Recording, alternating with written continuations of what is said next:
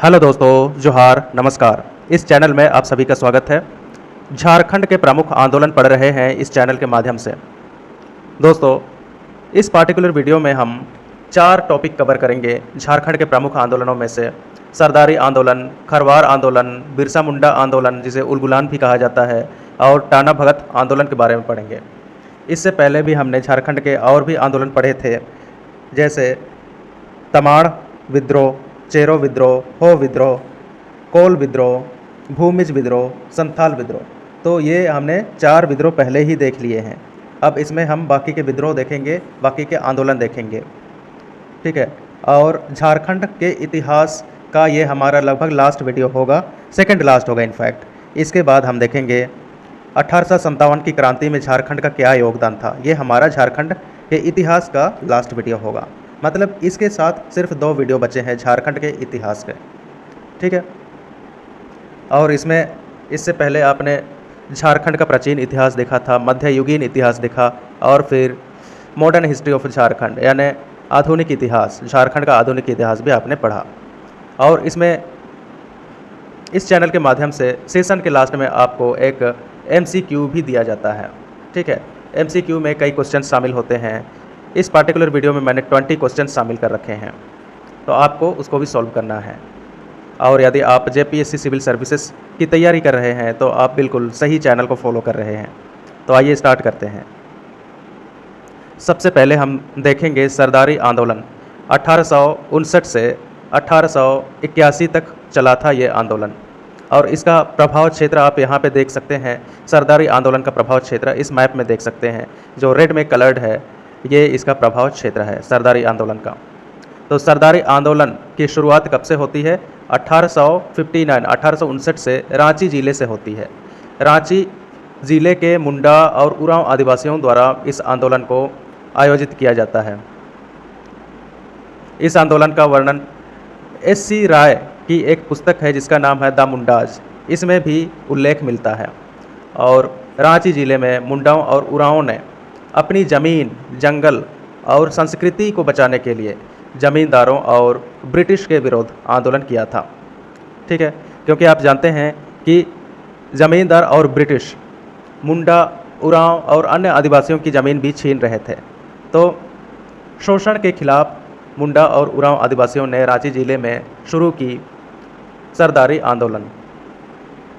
आंदोलन का नेतृत्व कर रहे थे मुंडा और उरांव सरदार।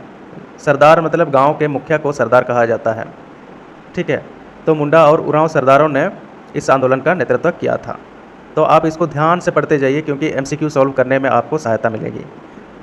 इस आंदोलन का टाइम पीरियड याद रखिए, 1859 से 81, ठीक है। शुरू कब हुआ था? 1859 में। कहाँ से शुरू हुआ था? रांची से। इसके बाद धीरे धीरे यह आंदोलन फैल गया, क्योंकि उस समय रांची और खूंटी एक ही हुआ करता था, तो रांची बहुत बड़ा ज़िला हुआ करता था, ठीक है। और फिर धीरे धीरे नेबरिंग डिस्ट्रिक्ट्स में भी ये फैलने लगा। उस समय ज़िला नहीं होता था, उस समय राज्य बोला जाता था, स्टेट्स बोला जाता था। तो रांची स्टेट था, ठीक है, गुमला स्टेट था, तो इसी तरीके से स्टेट्स में बटा हुआ था। अब देखते हैं खरवार आंदोलन। खरवार आंदोलन का समय माना गया है 1858 से 1900 तक, काफ़ी लंबा आंदोलन चला था। खरवार आंदोलन का आरंभ 1858 में संथालों के द्वारा किया गया था। इसे सफाहोर आंदोलन भी कहा जाता है। इस चीज़ को नोट कर लेना बहुत इंपॉर्टेंट है, एग्जाम में कई बार पूछा भी गया है कि सफाहोर आंदोलन किस आंदोलन को कहा जाता है? तो खरवार आंदोलन को। यह एक राजनीतिक और धार्मिक विद्रोह था। इसका नेतृत्व किया था भागीरथ मांझी ने। तो ये एक राजनीतिक और धार्मिक विद्रोह था, क्योंकि उस समय नए नए कानून लेके आ रहे थे अंग्रेज़, और फिर धर्म परिवर्तन का काम भी कर रहे थे। मिशनरी जो आई थी वो धर्म परिवर्तन का काम कर रही थी। तो इन दोनों के खिलाफ ही भागीरथ मांझी ने संथालों को एकत्र किया और आंदोलन शुरू कर दिया। इस आंदोलन का उद्देश्य आदिवासियों के प्राचीन परंपराओं और मूल्यों को सुरक्षित रखना था। आदिवासियों की प्राचीन परंपराओं को और उनके वैल्यूज़ को, मूल्यों को सुरक्षित करने के लिए आंदोलन किया गया था। क्योंकि जब बाहरी झारखंड में आए, जो दीकू, इस शब्द का यूज़ किया गया है, दीकू मतलब जो आउटसाइडर्स, जब अंग्रेज़ बाहर से आए झारखंड के क्षेत्र में तो उन्होंने आदिवासियों की परंपराओं को बदलने का काम कर दिया, आदिवासियों के परंपराओं संस्कृति पर हस्तक्षेप करने का काम कर दिया, ठीक है, उनके मूल्यों को बदलना शुरू कर दिया। तो इससे भी नाराज़ हो गए संथाल आदिवासी और इन्होंने भागीरथ मांझी के नेतृत्व में आंदोलन शुरू कर दिया। यह आंदोलन एक सुधारवादी आंदोलन भी था जिसमें शराब जैसे मादक पदार्थों पर पाबंदी लगाई गई थी, ठीक है। तो इस आंदोलन के दौरान शराब जैसे मादक पदार्थ जो अंग्रेज़ पीते थे और आदिवासी युवा भी इससे बर्बाद हो रहे थे, अपने लक्ष्य को नहीं पहचान पा रहे थे, ठीक है, अशिक्षा बहुत ज़्यादा थी। तो भागीरथ मांझी ने शराब जैसे मादक पदार्थों पर पाबंदी लगाने की भी मांग की थी। आंदोलन ने 1874 में तेजी पकड़ी जब संथालों को मनमाना कर देने के लिए मजबूर किया गया, ठीक है। जब जमींदारों ने संथालों पर मनमाना कर यानी टैक्स मनमानी तरीके से वसूलने लगे, तब इस आंदोलन ने तेजी पकड़ी।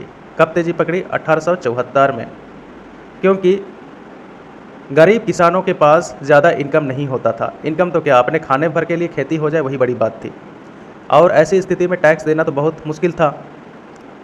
जब टैक्स दे ही नहीं पाते थे तो ज़मींदार उनका शोषण करना शुरू कर देते थे, ठीक है। तो इसी से परेशान होकर के इस आंदोलन ने काफ़ी तेज़ी पकड़ ली थी। इस आंदोलन में पूरी तरह समर्पित लोगों को सफाहोर कहा जाता था, जो बहुत ज़्यादा एक्टिव थे इस आंदोलन को लेकर के, वैसे संथालों को सफाहोर कहा गया, ठीक है। और जो लोग न्यूट्रल थे इस आंदोलन के प्रति यानी समर्पित नहीं थे, तो उनको बाबजिया कहा गया। तो इस फैक्ट को भी याद रख लेना, सफाहोर जो एक्टिवली इन्वॉल्व थे और जो बिल्कुल एक्टिवली इन्वॉल्व नहीं थे, जिनको आंदोलन से ज़्यादा मतलब नहीं था, उनको बाबजिया कहा गया। भागीरथ मांझी की गिरफ्तारी के बाद इस आंदोलन का नेतृत्व किया बाबा दुबिया गोसाई ने, ठीक है। तो बाबा दुबिया गोसाई ने भागीरथ मांझी की जगह ले ली जब भागीरथ मांझी को गिरफ्तार कर लिया गया। बाबा दुबिया गोसाई, इसने संथालों को चेतावनी भी दी कि 1881 में जो जनगणना की बात हो रही थी, इसके माध्यम से आदिवासियों को ईसाई बनाने का काम किया जा रहा था, ठीक है। तो इसीलिए बाबा दुबिया गोसाई ने संथाल आदिवासियों से आग्रह किया कि आप इस जनगणना में भाग ना लें, क्योंकि इस जनगणना के माध्यम से आपको क्रिश्चियन बनाया जाएगा। 1881 में यह जनगणना कराई जा रही थी। इस तरह से यह एक जनगणना विरोध आंदोलन भी था, ठीक है दोस्तों। तो इतने फैक्ट्स आपको याद रखने हैं खरवार आंदोलन के बारे में कि इसका नेतृत्व किसने किया था। भागीरथ मांझी का नाम आपको याद रख लेना है और इसका टाइम पीरियड आपको याद रख लेना है 1858 से 1900। तो काफ़ी लंबा आंदोलन चला था। अगला आंदोलन है बिरसा मुंडा आंदोलन। 1890 से 1900 तक चला था और ये सबसे इम्पोर्टेंट माना जाता है झारखंड के इतिहास में, सबसे महत्वपूर्ण आंदोलनों में से एक माना जाता है। इस आंदोलन को झारखंड का सबसे अधिक संगठित और व्यापक आंदोलन माना जाता है। वेल ऑर्गेनाइज्ड था ये आंदोलन और बहुत ज़्यादा बड़े क्षेत्र में फैला हुआ था। यहाँ पे आप मैप में भी देख सकते हैं, रेड में कलर किया हुआ है, तो ये इसका प्रभाव क्षेत्र था। इस आंदोलन का नेतृत्व किया था बिरसा मुंडा ने। बिरसा मुंडा को बिरसा भगवान भी कहा जाता है, धरती आबा भी कहा जाता है, ठीक है। तो कई उपाधियाँ दी गई हैं बिरसा मुंडा को, क्योंकि बिरसा मुंडा आदिवासियों के बहुत बड़े नेता थे। उनकी लीडरशिप की थी मुंडा आदिवासियों की, ठीक है। और उनकी आज के डेट में कई मूर्तियाँ मिलती हैं, उनको भगवान की तरह पूजा जाता है। आदिवासियों के घरों में बिरसा मुंडा की तस्वीर जरूर होती है। तो आंदोलन के क्या क्या कारण थे ये देखते हैं। मिशनरियों द्वारा मुंडाओं की संस्कृति पर हस्तक्षेप और धर्म परिवर्तन।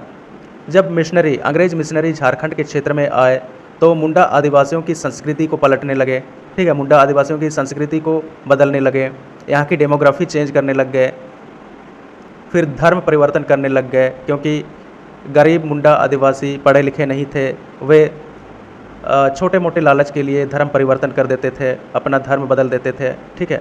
तो अंग्रेज मिशनरियों ने अशिक्षित और गरीब मुंडा आदिवासियों का खूब फ़ायदा उठाया और उनके धर्म को ज़बरदस्ती बदलने का काम किया, उनको ईसाई बनाने का काम किया, ठीक है। तो इसका भी विरोध किया बिरसा मुंडा ने, क्योंकि बिरसा मुंडा थोड़े बहुत पढ़े लिखे थे, लेकिन इनके पास अनुभव बहुत ज़्यादा था और इसलिए उनको भगवान की तरह पूजा जाता था। ज्ञान की कोई कमी नहीं थी बिरसा मुंडा को। ठीक है। उच्च कृषि कर, जो हाई एग्रीकल्चरल टैक्स वसूला जाता था ज़मींदारों के द्वारा मुंडा आदिवासियों से, तो ये भी एक रीज़न था। छोटा नागपुर में राजाओं और ज़मींदारों द्वारा मुंडा गरीब किसानों का शोषण, ये भी एक कारण था। हमने इससे पहले वाले वीडियो में पढ़ा था कि कैसे राजाओं और ज़मींदार इनको संरक्षण प्राप्त होता है कंपनी गवर्नमेंट का, ब्रिटिश ईस्ट इंडिया कंपनी का संरक्षण प्राप्त होता है और ये कंपनी के अकॉर्डिंग काम करने लगते हैं और गरीब आदिवासियों का, गरीब लोगों का शोषण करने लग जाते हैं। तो ये सारी कहानी हमने इससे पिछले वाले वीडियो में पढ़ा था। ठीक है। तो मुंडा गरीब आदिवासियों का शोषण होने लगा राजाओं और ज़मींदारों द्वारा, क्योंकि ये कठपुतली थे कंपनी गवर्नमेंट के। साहूकारों द्वारा मुंडाओं को ऋण जाल में फंसाना, यानी डेट ट्रैप में फंसाना, ये भी एक रीज़न था। पक्षपातपूर्ण न्याय प्रणाली, और जो जस्टिस सिस्टम था, जो न्याय प्रणाली थी, वो अमीर लोगों के पक्ष में हुआ करती थी, गरीब मुंडा आदिवासियों के पक्ष में नहीं थी। गरीब मुंडा आदिवासियों के विरुद्ध थी न्याय प्रणाली और उनके साथ कोई न्याय नहीं करती थी। गरीब मुंडा आदिवासियों के साथ न्याय करती थी तो सिर्फ़ और सिर्फ कंपनी गवर्नमेंट के पक्ष में न्याय करती थी, या फिर जो ज़मींदार थे जिनको प्रोटेक्शन प्राप्त हुआ था कंपनी गवर्नमेंट के द्वारा, उनके पक्ष में न्याय करती थी। तो ये पक्षपातपूर्ण न्याय प्रणाली थी। तो ये सारे रीजंस थे, कारण थे, जिसके चलते बिरसा मुंडा ने आंदोलन किया था। 1895 में बिरसा मुंडा ने लगभग 6000 मुंडाओं का एक समूह बनाया और इसको एक क्रांतिकारियों के रूप में इस्तेमाल किया, क्रांतिकारी ग्रुप के रूप में इस्तेमाल किया। ठीक है। यह उस समय सबसे बड़ा आदिवासी समूह था। ठीक है, क्योंकि इसमें 6000 मुंडा आदिवासी थे। इस समूह का उद्देश्य क्या था? ब्रिटिश शासन को उखाड़ फेंकना, छोटा नागपुर सहित झारखंड के अन्य क्षेत्रों में भी दिकू यानी आउटसाइडर्स लोगों को वापस भेजना। ठीक है, झारखंड के क्षेत्र में आए थे तो इनको वापस भेजना भी इस समूह का उद्देश्य था। यह एक स्वतंत्र मुंडा राष्ट्र बनाना भी लक्ष्य था। ठीक है, मतलब इस 6000 मुंडा आदिवासियों का जो समूह था, इसका उद्देश्य था एक स्वतंत्र मुंडा राष्ट्र बनाना। बिरसा मुंडा ने मुंडाओं को क्रांति में कूदने के लिए प्रेरित किया। बिरसा ने साहूकारों, ज़मींदारों, मिशनरियों और दिकुओं पर योजनाबद्ध तरीके से हमले किए, क्योंकि मुंडा आदिवासियों के दुश्मन यही लोग थे, साहूकार थे, यानी मनी लैंडर्स। ठीक है, ये साहूकार मतलब मनी लैंडर्स। फिर ज़मींदार भी इनके दुश्मन थे। साहूकार दुश्मन कैसे बने? ये बहुत ही उच्च ब्याज दर पर, हाई इंटरेस्ट रेट पर आदिवासियों को लोन देते थे और जब लोन नहीं चुका पाते थे तो साहूकार उनकी ज़मीनें हड़प लेते थे। फिर ज़मींदार ये क्या करते थे? ये बहुत ज़्यादा एग्रीकल्चरल टैक्स वसूलते थे, बहुत हाई रेट पर टैक्स वसूलते थे और जब नहीं दे पाते थे मुंडा आदिवासी तो ज़मीनें हड़प लेते थे। मिशनरियों का काम क्या था? ये मुंडा आदिवासियों को ईसाई बना रहे थे, ज़बरदस्ती धर्म परिवर्तन कर रहे थे। और दिकुओं का काम तो वही था, एडमिनिस्ट्रेटिव फोर्स भी थे दिकुओं के। ठीक है, प्रशासनिक रूप से भी आदिवासियों को खूब प्रताड़ित कर रहे थे, उनकी ज़मीनें ले रहे थे ज़बरदस्ती और यहाँ की संपदाओं को बेच रहे थे। ठीक है, यहाँ की जो नेचुरल रिसोर्सेस हैं उनको भी बेच डाल रहे थे दिकू लोग और किसानों का बहुत ज़्यादा शोषण कर रहे थे। तो ये सारे रीजन्स थे कि बिरसा मुंडा ने इन सब पर, साहूकार, ज़मींदार, मिशनरियों और दिकुओं पर योजनाबद्ध तरीके से हमले किए। बिरसा मुंडा को गिरफ्तार कर लिया गया, परंतु कुछ ही दिनों बाद छोड़ दिया गया। बिरसा जब जेल से निकले तो अपने साथियों के पास लौटे और फिर इस बार और ज़्यादा कारगर तरीके से योजना बनाकर हमले करने का प्लान बनाया। 25 दिसंबर का दिन था 1897 में। बिरसा मुंडा ने ईसाइयों पर हमला कर दिया, क्योंकि ये ज़बरदस्ती धर्म परिवर्तन का काम कर रहे थे। तो इससे नाराज़ होकर बिरसा मुंडा ने, क्रिश्चियंस इकट्ठा हुए थे 25 दिसंबर के अवसर पर। 25 दिसंबर को आप जानते हैं इस दिन क्रिसमस का त्यौहार मनाया जाता है। तो क्रिसमस के त्यौहार में बहुत सारे लोग जमा हुए थे, बहुत सारे ईसाई धर्म के लोग जमा हुए थे। तो उस गैदरिंग में ही बिरसा मुंडा ने हमला बोल दिया और कई ईसाई लोगों की जान भी ले ली। इस घटना ने ब्रिटिश को अंदर से हिलाकर रख दिया। कंपनी ने बिरसा आंदोलन को दबाने के लिए रांची से सेना भेजी। सेना ने आंदोलन को दबा दिया, ठीक है, क्योंकि एक बहुत बड़ी सेना भेजी गई थी रांची से। कंपनी ने बिरसा पर 500 रुपये का इनाम रखा था, ठीक है। उस समय 500 बहुत बड़ी बात होती थी, तो बिरसा मुंडा पर 500 रुपये का इनाम रखा था कंपनी ने। 500 रुपये के लालच में बिरसा मुंडा के किसी अपने ने ही बिरसा के गुप्त ठिकाने का पता बता दिया और बिरसा मुंडा और उनके साथी गया मुंडा को पुलिस ने गिरफ्तार कर लिया और फिर रांची जेल में डाल दिया। तो ये बहुत बड़ी दुख की खबर थी कि बिरसा मुंडा के किसी अपने ने ही 500 रुपये के लालच में बिरसा मुंडा का गुप्त ठिकाना बता दिया और फिर बिरसा मुंडा और गया मुंडा जो उनके साथी थे, इनको गिरफ्तार कर लिया गया। और जेल के अधिकारियों ने घोषणा की कि बिरसा को हैजे की बीमारी हुई, जिसके कारण 9 जून 1900 ईस्वी को उनकी मृत्यु जेल में ही हो गई। परंतु बाद में पता चला कि हैजे का कोई भी लक्षण नहीं पाया गया था बिरसा मुंडा के शरीर में। तो अंग्रेज़ों की ये साजिश थी। कहा तो ये जाता है, बाद में कई एक्सपर्ट्स ये कहते हैं कि अंग्रेज़ों को डर था कि बिरसा मुंडा फिर से अगर जेल से बाहर निकल गया तो फिर से एक प्लान बनाएगा और इस बार वेल ऑर्गेनाइज्ड प्लान बनाएगा, बहुत ही सुसंगठित प्लान बनाएगा, बहुत ही वेल प्लान्ड तरीके से फिर से हमला करेगा और अंग्रेज़ों की जानें ले लेगा। तो इसीलिए बिरसा मुंडा के पानी में उन्होंने जहर मिला दिया था, ऐसे माना जाता है। और जहर मिला हुआ पानी जब बिरसा मुंडा ने पिया तो उल्टियाँ शुरू कर दी और थोड़ी देर में ये अचेत हो गए, बेहोश हो गए और फिर थोड़ी देर में दम तोड़ दिया जेल में ही। तो ये अंग्रेज़ों का प्लान था बिरसा मुंडा को मारने की। बिरसा मुंडा का निधन तो हो गया, लेकिन इसने इतना ज़्यादा नाम कमा लिया, इतने ज़्यादा पॉपुलर हो गए थे आदिवासियों के बीच और गैर आदिवासियों के बीच भी। आज बिरसा मुंडा बहुत ज़्यादा पॉपुलर हैं। इनके नाम से कई एयरपोर्ट्स हैं, सड़कें हैं, इनकी कई मूर्तियां हैं अलग अलग स्टेट्स में। बिरसा मुंडा के निधन के बाद उनको दफना दिया गया कोकर में, कोकर के निकट डिस्टिलरी पूल के पास में। तो बिरसा मुंडा की समाधि रांची में कोकर के निकट डिस्टिलरी पूल के पास स्थित है। आज भी बिरसा मुंडा को झारखंड के अतिरिक्त बिहार, उड़ीसा, छत्तीसगढ़, पश्चिम बंगाल, मध्य प्रदेश आदि जैसे राज्यों में आदिवासी इलाकों में भगवान की तरह पूजा किया जाता है, ठीक है।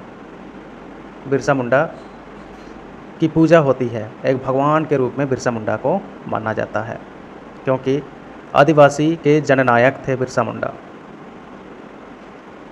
भारत सरकार ने बिरसा मुंडा की जयंती पर 15 नवंबर को जनजातीय गौरव दिवस के रूप में घोषित किया है। तो 15 नवंबर को हम मनाते हैं जनजातीय गौरव दिवस, ठीक है।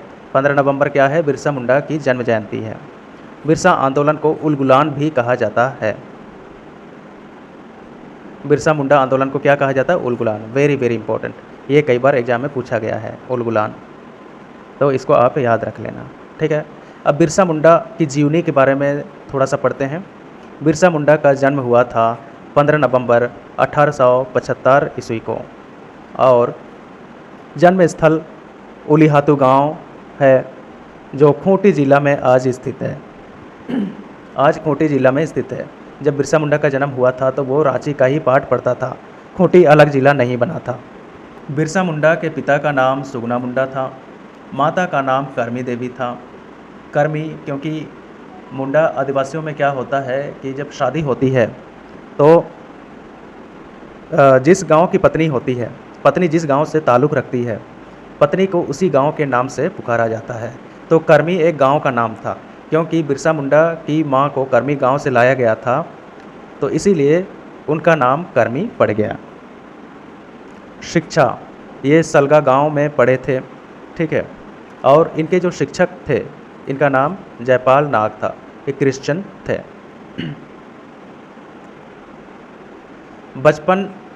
बिरसा ने बचपन में ईसाई धर्म को अपनाया था और उनका नाम दाऊद रखा गया था, इसको भी याद कर लेना। बचपन में बिरसा मुंडा का नाम क्या था? दाऊद था। क्योंकि उसने क्रिश्चियन धर्म अपनाया था। लेकिन जब बिरसा मुंडा को एहसास हुआ कि ब्रिटिश आदिवासियों को ईसाई बनाने के लक्ष्य के साथ आए हैं, तो उन्होंने ईसाई धर्म छोड़ दिया। ठीक है। लेकिन जब वो बिरसा मुंडा को पता चला कि अंग्रेज़ों की ये एक नीति है कि आदिवासियों को, गरीब आदिवासियों को क्रिश्चियन ज़बरदस्ती बनाना एक प्लान है अंग्रेज़ों का, तो उसने ईसाई धर्म छोड़ दिया और अपना एक नया धर्म बनाया जिसे बिरसाइत कहा जाता है। ठीक है, बिरसाइत कहा जाता है। बिरसा द्वारा शुरू किए गए आंदोलन को उलगुलान के नाम से जाना जाता है। तो ये हमने देखे बिरसा मुंडा आंदोलन और बिरसा मुंडा की जीवनी भी हमने संक्षेप में देख ली।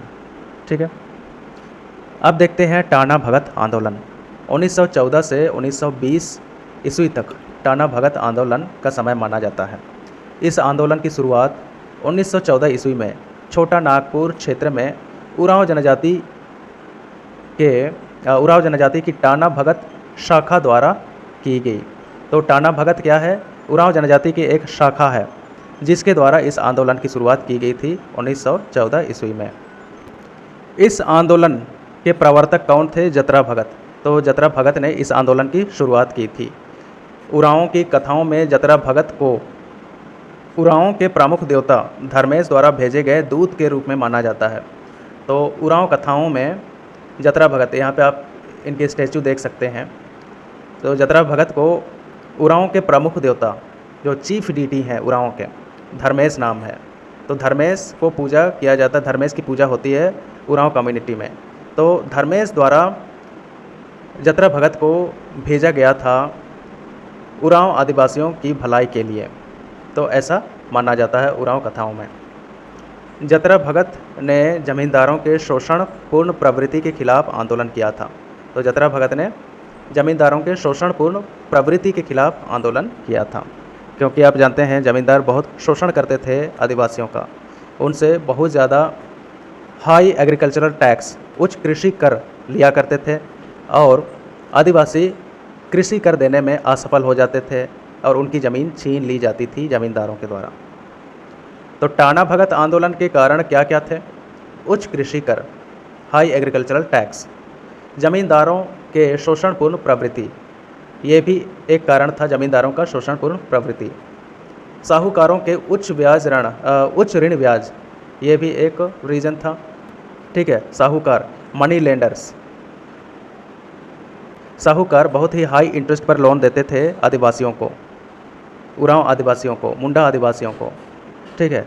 और जब लोन नहीं चुका पाते थे आदिवासी, तो उनकी ज़मीन हड़प ली जाती थी साहूकारों के द्वारा और कंपनी गवर्नमेंट को दे दिया जाता था। धर्मांतरण, ये भी बहुत बड़ा इशू था। ठीक है।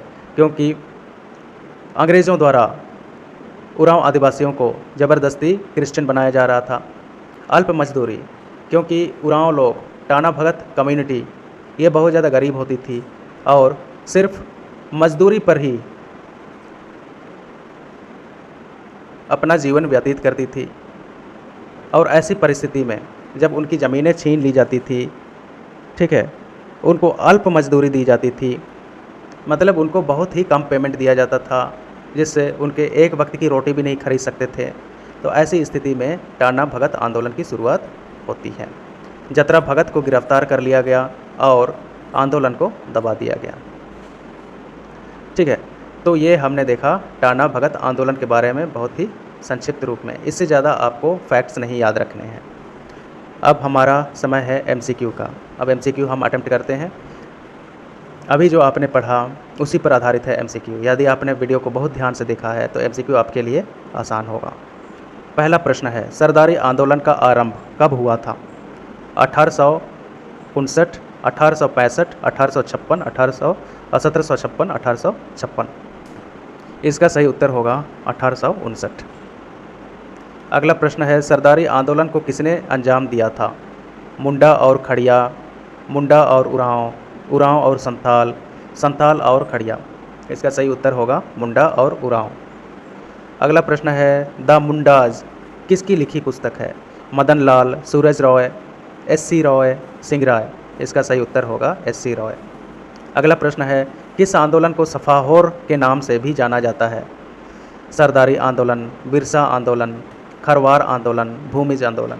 सही उत्तर है खरवार आंदोलन। अगला प्रश्न है, खरवार आंदोलन के प्रति समर्पित लोगों को क्या कहा जाता था? बापजिया, सफाहोर, मिस्ती, सांप्रीति। सही उत्तर है सफाहोर। अगला प्रश्न है, सफाहोर आंदोलन का नेतृत्व किसने किया था? बुद्धू भगत, जतरा भगत, टाना भगत, भागीरथ मांझी। इसका सही उत्तर है भागीरथ मांझी। अगला प्रश्न है, बिरसा आंदोलन का कालखंड कब माना गया है? 1875 से 1880, 1890 से 1895, 1890 से 1900, 1900 से 1905। इसका सही उत्तर है 1890 से 1900। अगला प्रश्न है, बिरसा मुंडा किस नाम से प्रसिद्ध हैं? मरांग गोमके, मरांग गुरु, धरती आबा, अबुआ होड़ो। इसका सही उत्तर है धरती आबा। अगला प्रश्न है, बिरसा मुंडा ने कितने मुंडाओं का समूह बनाया था? 2000, 4000, 6000, 8000। सही उत्तर है 6000। सफाहोर आंदोलन का नेतृत्व किसने किया था? बुद्धू भगत, जतरा भगत, टाना भगत या भागीरथ मांझी। इसका सही उत्तर है भागीरथ मांझी। अगला प्रश्न है, बिरसा मुंडा ने किस दिन ईसाइयों पर हमला किया था? 6 जून, 29 अगस्त, 25 दिसंबर या 31 जनवरी। इसका सही उत्तर है 25 दिसंबर। अगला प्रश्न है, बिरसा मुंडा के ऊपर कंपनी ने कितना इनाम रखा था? 500 रुपये, 1000 रुपये, 1500 रुपये, 2000 रुपये। इसका सही उत्तर है 500 रुपये। अगला प्रश्न है, बिरसा मुंडा को किस जेल में डाला गया था? Ranchi jail, Hazaribagh jail, Patna jail, Bhagalpur jail. सही उत्तर है रांची जेल। अगला प्रश्न है, बिरसा मुंडा की मृत्यु रांची जेल में कब हुई? 30 जून 1930, 1 अप्रैल 1900, 9 जून 1900, 10 मई 1902। इसका सही उत्तर है 9 जून 1900। बिरसा मुंडा का जन्म कब हुआ था? 15 नवंबर 1889, 15 नवंबर 1875, 15 अक्टूबर 1895, 15 जनवरी 1875। इसका सही उत्तर है 15 नवंबर 1875। अगला प्रश्न है, बिरसा मुंडा आंदोलन को किस नाम से जाना जाता है? हूल, सरदारी, उलगुलान, सफाहोर। इसका सही उत्तर है उलगुलान। अगला प्रश्न है, बिरसा मुंडा का जन्म कहाँ हुआ था? हातुदमी, दुलमी, उलीहातू, एटके। इसका सही उत्तर है उलीहातू। अगला प्रश्न है, बिरसा मुंडा के पिता का नाम क्या था? सुगना मुंडा, सुरजू मुंडा, सिंह राय, करम सिंह मुंडा। इसका सही उत्तर है सुगना मुंडा। अगला प्रश्न है, टाना भगत आंदोलन कब शुरू हुआ था? 1815, 1896, 1914, 1930। सही उत्तर है 1914। अगला प्रश्न है, टाना भगत आंदोलन का नेतृत्व किसने किया था? सिद्धू कान्हू, बुद्धू भगत, जतरा भगत या भागीरथ मांझी। इसका सही उत्तर है जतरा भगत। तो ये हमने देखे 20 MCQs। यदि आपको ये वीडियो अच्छा लगा तो कृपया इसे लाइक करें, सब्सक्राइब करें, शेयर करें और कोई सुझाव हो तो कमेंट अवश्य करें। Thank you so much for watching.